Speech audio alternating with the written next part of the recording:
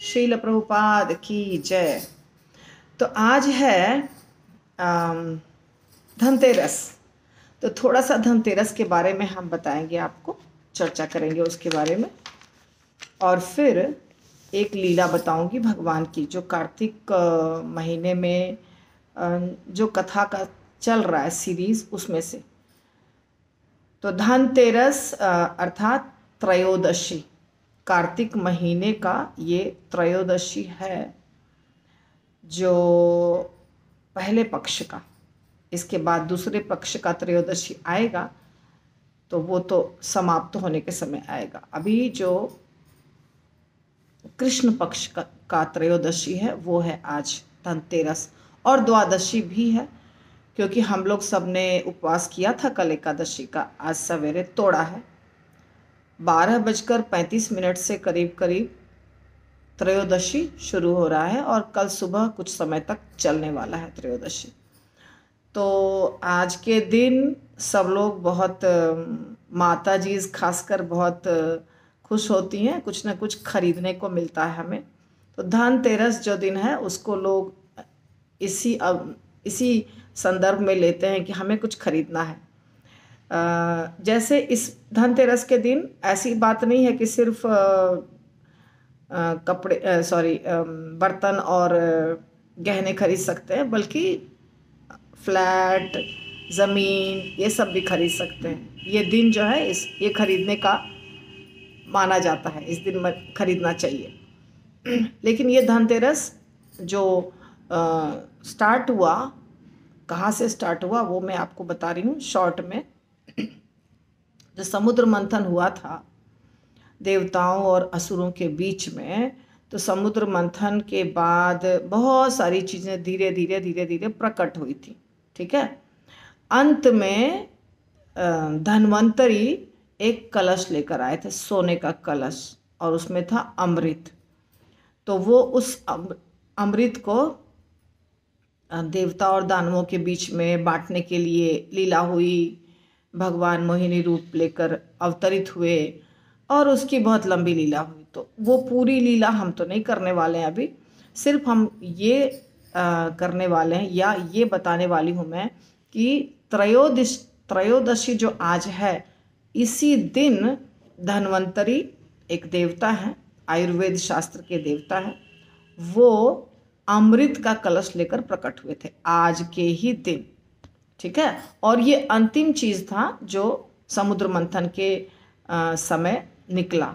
जो 14 रत्न निकले, 14 जो भी चीज निकले, हाथी, घोड़ा, बहुत सारी चीजें निकली, लक्ष्मी माता भी निकली। तो ये अमृत का कलश लास्ट था। अमृत का कलश लेकर के धन्वंतरी निकले। तो इस दिन को मनाया जाता है धनतेरस के रूप में। तो ये आज का ही दिन है। अब ये लीला तो श्रीमद् भागवतम में वर्णित है, जो कभी आप सुन लीजिएगा या सुने भी होंगे। तो आज के दिन क्या क्या करना चाहिए, जो करते हैं सारे लोग।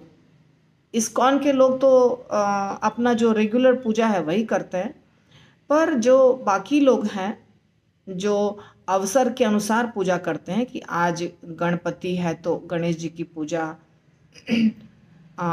नवरात्रि है तो दुर्गा माता की पूजा, ऐसे करते हैं ना बहुत सारे साधारण जो किसी संस्था से नहीं जुड़े हुए हैं वैसे भक्त। तो उसमें आज पूजा किनकी की जाती है? लक्ष्मी जी की, गणेश जी की, कुबेर की, धन के देवता है ना, और यमराज की। इनकी, इतने लोगों की पूजा होती है आज के दिन। जो करने वाले हैं वो करते हैं। और कहा जाता है कि आज के दिन यदि आपने कोई चीज़ खरीदा तो वो 13 गुना बढ़ जाता है, 13 गुना हो जाता है, मल्टीप्लाई हो जाता है।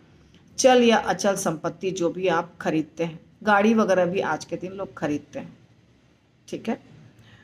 तो आज क्या क्या खरीदना चाहिए और क्या क्या नहीं खरीदना चाहिए, ये भी शास्त्र में बताया गया है। नहीं खरीदने का लिस्ट जो है वो तो बढ़ता जाता है, पर क्या खरीदना चाहिए वो बताया गया। देखिए, सोना शुभ है खरीदना, सोना, चांदी और बर्तन, मगर स्टील का बर्तन नहीं खरीदना चाहिए। लोग खरीदते हैं पर स्टील शुभ नहीं है। और कुबेर यंत्र, जैसे देवताओं का यंत्र होता है जिसकी पूजा करते हैं लोग, उसमें जो करेंगे वो कुबेर यंत्र खरीद सकते हैं। और झाड़ू भी खरीदते हैं आज के दिन। झाड़ू खरीदने से लक्ष्मी जी प्रसन्न होती हैं, ऐसा कहा गया है, कहीं पर कहा गया होगा। धनिया साबुत वो खरीदते हैं, और गोमती का चक्र, तो गोमती के चक्र से भी लक्ष्मी माता प्रसन्न होती है। ये सारी चीजें खरीदना चाहिए जिसके पास जैसा सामर्थ्य है। वाहन भी खरीदते हैं आज के दिन। अशुभ चीजें जो नहीं खरीदना चाहिए, जिसको खरीदने से नुकसान होगा, वो क्या क्या है? लोहा। अब लोहा से अगर नुकसान हुआ तो स्टील से भी होगा ना। लोहा, स्टील भी लोहा ही है, और स्टील भी इसलिए बताया गया है। और एल्युमिनियम भी नहीं खरीदना चाहिए। प्लास्टिक, शीशा, कांच, चीनी मिट्टी और बोन चाइना, ये सब के बर्तन नहीं खरीदने चाहिए। अर्थात यदि बर्तन खरीदना है तो कांसा, पीतल, सोना, चांदी शुभ जो होता है, वैसे हमेशा यही शुभ होता है, ये शुभ माने जाते हैं। अगर हमारे पास सामर्थ्य नहीं है इतना ज़्यादा खरीदने का, तो हम छोटा सा चांदी का सिक्का खरीद सकते हैं आज के दिन। चांदी जो है वो शुभ है, नहीं तो कांसा, पीतल भी शुभ माना जाता है। उसके बाद कहते हैं कि 13 दीपक जलाना चाहिए आज के दिन। तो 13 दीपक जलाने से बीमारियां दूर होती हैं। और दान करना चाहिए, दान का महत्व है।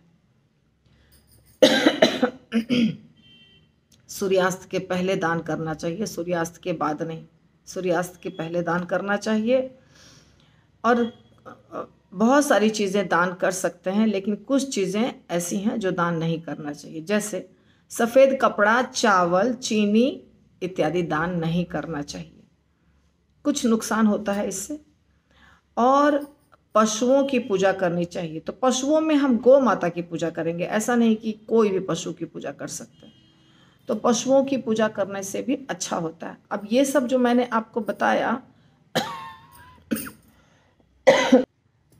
मैंने कोई शास्त्र का अध्ययन नहीं किया है इसके बारे में।